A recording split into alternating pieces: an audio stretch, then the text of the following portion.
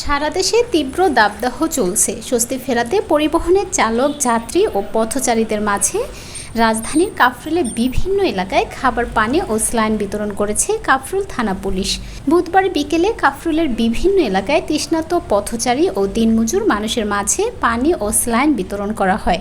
কাফরুল থানা পুলিশের এই আয়োজনে প্রায় 1500 মানুষের মধ্যে খাবার, পানি ও স্যালাইন বিতরণ করা হয়। পুলিশের এমন উদ্যোগে অনেকেই প্রশংসা করছেন। পথচারীরা বলছেন, প্রচণ্ড গরমের মধ্যে রাস্তায় চলাচলে মানুষ খাবার, পানি ও স্যালাইন পেয়ে কিছুটা স্বস্তি পাচ্ছেন।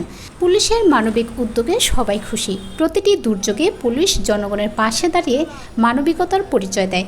রিকশা, সিএনজি ও লেগুনা থামিয়ে পুলিশকে পানি ও খাবার, স্যালাইন বিতরণ করতে দেখা যায়।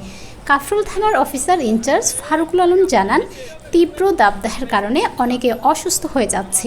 সাধারণ মানুষের সেই দিক খেয়াল করেই আমাদের ডিএমপি কমিশনার স্যারের নির্দেশে এই উদ্যোগ নিয়েছি।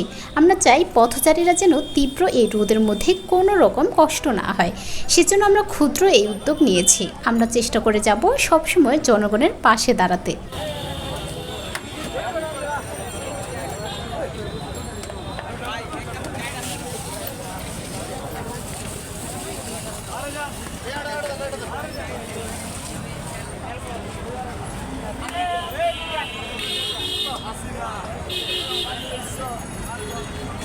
ভাই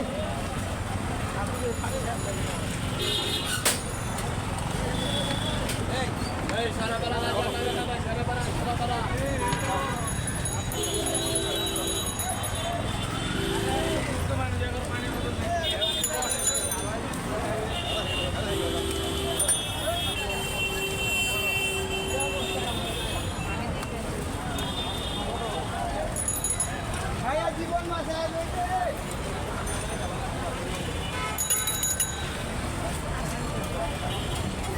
শাহরুখ খান দেখ